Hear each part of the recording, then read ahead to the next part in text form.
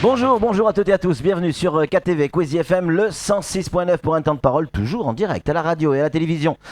Notre invité aujourd'hui n'est autre que Mansour Kamardine. Mansour Kamardine, bonjour. Bonjour. On a vu votre sortie médiatique nationale dans le Figaro où effectivement vous dites que Mayotte est au bord de la guerre civile. Vous n'avez pas dit que ça dans cette interview, mais ça a été le titre du Figaro qui a été retenu donc par ce journal plutôt de tendance droite. Vous pensez vraiment qu'on est au bord de la guerre civile ? Je peux vous poser une question préalable ? On échange les places ? Vous êtes du journal de quelle tendance ? Ah, nous, on est un journal indépendant. Indépendant. Et le Figaro Le Figaro. Parce que je n'ai pas rencontré beaucoup de journaux indépendants. Mais vous en avez au moins rencontré un, France Mayotte. Ah, très bien. Bien. Plaisanterie mise à part. Oui.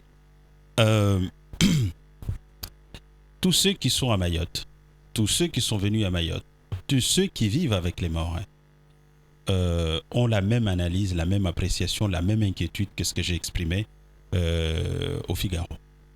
Quand vous l'avez vous-même rappelé ce matin, Bini, Simkoura, Bandabois, Mzamboro, que sais-je encore, un peu partout, les populations dans les villages se soulèvent et demandent le départ. Kahani, Wangani se soulèvent et demandent le départ des étrangers. Qu'on accuse certainement à tort ou à raison, mais bon, avec certainement un certain excès d'un certain nombre de comportements. Si on n'entend pas ces cris-là, si on ne comprend pas ce qui se passe, oui. Si on ne répond pas aux inquiétudes, aux préoccupations des uns aux autres, oui. Chaque jour, nous nous rapprochons, jour après jour, nous nous rapprochons petit à petit de la limite de l'inacceptable. Donc, il est plus que temps, au lieu de faire des rapports mirobolants, quand je lis la déclaration complètement décalée de Madame Paul Angevin, qui est venue à Mayotte et qui qui partira sans laisser beaucoup de souvenirs ici. Son dernier passage ici où il a été obligé de partir un peu à la sauvette. Tout ça, je crois que non, c'est décalé. On peut dire tout ce qu'on veut, on peut effectivement. Mais la France va mal, pourquoi ? Parce que les gens n'ont pas le courage d'utiliser les mots qu'il faut et de les mettre à l'endroit. Eh bien, moi, je ne veux pas, parce que demain, on viendra vous dire, on fera le surpris. Ah, on ne savait pas.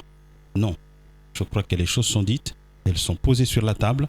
Maintenant, il faut que l'État réagisse. Qui est coupable ? En tout cas, coupable, le mot est un peu fort. Qui est responsable de cette situation ?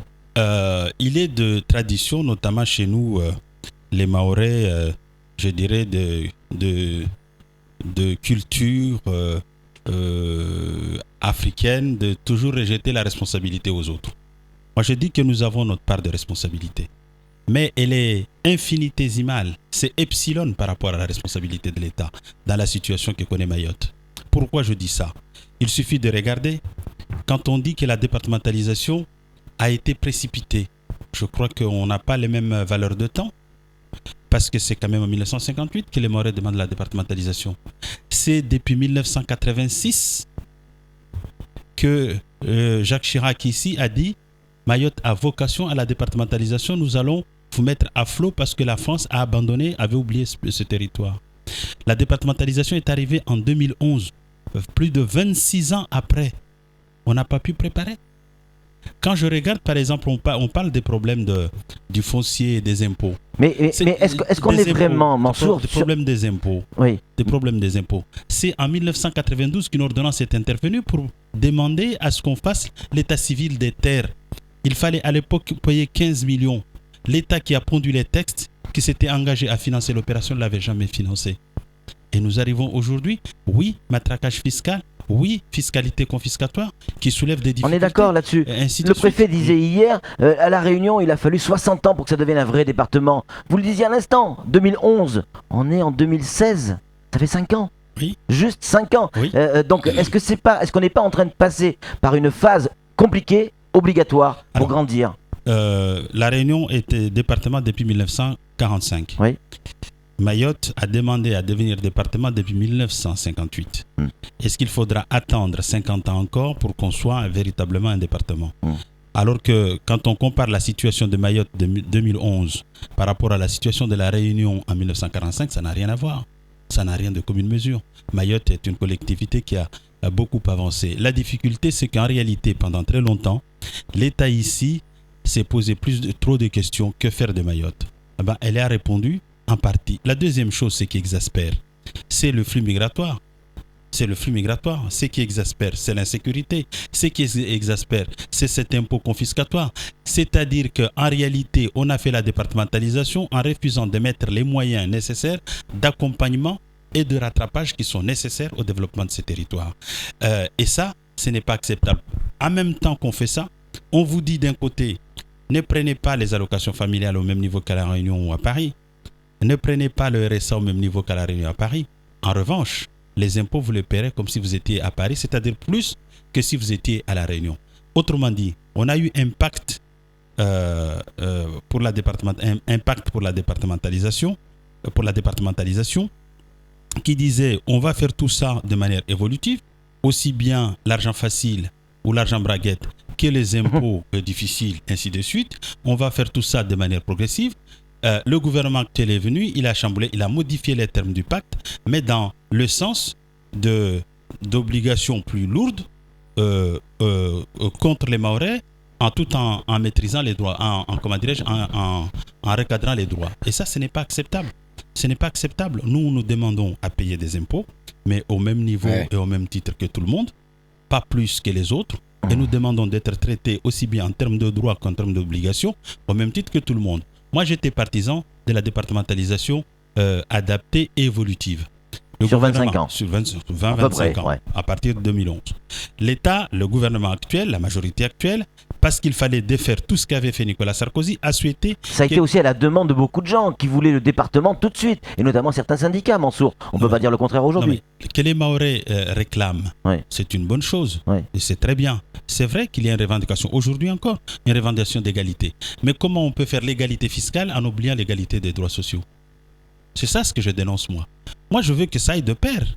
Quand on peut matraquer fiscalement, comme on le fait ailleurs, fiscalement les uns les autres, on peut aussi leur allouer les mêmes dotations. Quand on modifie le pacte pour la départementalisation, on le fait dans son ensemble. Pas uniquement le volet qui surcharge la barque mahoraise. C'est ça ce que je dis. Une question d'un... Et quand on me dit que ça n'a pas été suffisamment préparé, parce que c'est ça aussi le problème, et qu'on recherche les responsabilités. Je disais que les Mahorais ont leur part de responsabilité. Mais regardons comment les choses se sont passées. Prenons la photographie de 2004, lorsqu'on a basculé du préfet au président du Conseil général. Il y avait plus de 8000 agents au Conseil général. Plus de 8000 agents. On nous dit aussi que ce sont les dépenses en personnel qui sont les plus lourdes et on pointe de doigt les responsabilités des élus, notamment de l'exécutif élu, qui a sa part de responsabilité. Mais on était à 8000, pourquoi? Parce que l'État était absent à la police, l'État était absent à l'éducation nationale, l'État était absent aux douanes, l'État était absent partout, y compris à la préfecture. C'est le Conseil général qui payait les agents de la préfecture. Et en 2004, quand on a fait la partition des services et des agents, on a mis en place un plan de formation des cadres. Le préfet qui était l'exécutif, qu'est-ce qu'il a fait? C'est lui qui a fait la partition. Il a pris tous les agents bien formés et tout ce qui l'intéressait pour le fonctionnement de ces services. Il a rendu tout ce qui ne l'intéressait pas au Conseil général. Après, on s'étonne que ça ne marche pas et on vient mettre en jeu la responsabilité. C'est dur. Et puis ensuite, non mais c'est la vérité. Et puis ensuite, qu'est-ce qu'on fait? Après, effectivement, les élus qui sont arrivés ont cru. Nous, on le dénonçait à l'époque quand j'étais au Conseil général. Les élus qui sont venus ont considéré l'exécutif, le nouvel exécutif a considéré que tous les postes qui étaient repris par l'État étaient des postes vacants et qu'il pouvait renommer. C'est ce qui explique que, par exemple, pour la barge qui a besoin de 65 personnes pour le faire fonctionner, on a 350. Donc il faut que chacun assume sa part de responsabilité. Non, en même temps, il n'y a pas le chômage à la hauteur de ce qu'on aurait pu avoir ici. Est-ce que nos institutions ne jouent pas ce rôle aussi? Il y a des familles derrière, Mansour. Non mais ça je l'ai dit aussi. J'ai dit que finalement, compte tenu de l'État, je l'ai dit, c'est la première phrase de cette interview. Ici, le chômage est le principe et la règle et l'emploi l'exception. C'est vrai. Et donc, on peut aussi comprendre que ces exécutifs pris en tenaille par les parents, par les électeurs, sont obligés de donner un peu d'emploi ici ou là parce que l'État est défaillant. Parce que la responsabilité, notamment la politique de l'emploi, c'est quand même le domaine réservé de l'État, pas du Conseil général. Les conséquences de tout ça, on a une question qui va dans ce sens-là. Elle est un peu dure, cette question. Est-ce que la France, je lis, est-ce que la France ne veut pas nous dégoûter pour qu'on demande l'autonomie ou l'indépendance? Il y a de plus en plus de personnes qui vont en ce sens-là. Est-ce que, quand vous parliez de guerre civile, c'était une étape? Les guerres civiles, ça ne dure pas des siècles, ni des années. En revanche, il y a certaines personnes qui commencent à penser différemment. Parce que c'est pas ça le principal risque. Les gens qui peuvent penser on est en démocratie. Oui, mais est-ce que c'est pas un risque? En tout cas, pour le combat que vous avez mené vous-même. Non mais ce que je vous réponds. Moi, je considère que ce serait une erreur. Je suis plus que jamais profondément convaincu que la départementalisation est la solution. J'en veux pour preuve. Ces situations que nous dénonçons aujourd'hui ne datent pas d'aujourd'hui. Ce sont des situations qui remontent à bien des années. Or, l'État ne s'en était jamais préoccupé. Aujourd'hui, parce que nous sommes département, l'État commence à se poser la question. La Cour des comptes pose les questions auxquelles aujourd'hui il faut répondre. Donc moi je considère, comme je le dis, à l'EPR, vous savez le truc nucléaire, à l'EPR, ils ont un processus d'accélérateur pour casser le neutron, que sais-je. Eh bien, la départementalisation par rapport au développement de Mayotte, c'est ça. C'est-à-dire que la départementalisation est ce système de l'EPR qui permet de fractionner, je sais pas quoi, comment dirais-je, en accéléré pour produire les neutrons. Je sais plus, je vous parle de la physique machin que je connais pas. Donc je pense que parce que nous sommes département, eh bien effectivement les réponses seront apportées.